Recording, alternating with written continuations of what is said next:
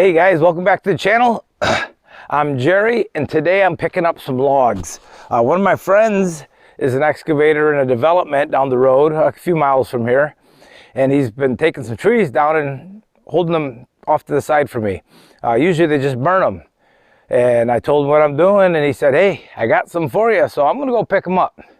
I had a hell of a time getting that trailer. This is a different truck that I've used before, and it's a little higher than the other one. So I had a hard time getting it on, getting it lined up. I don't know if the video will show it or not, but it took me 20 minutes to get this stupid trailer hooked up. But anyhow, let's go check these logs out. Lots of maple, I like it.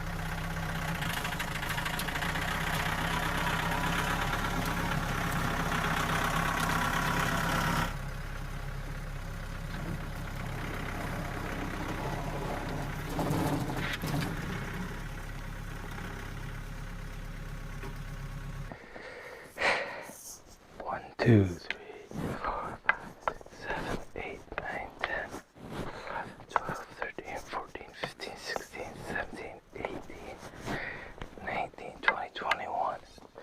21. Well, guys, we did pretty well.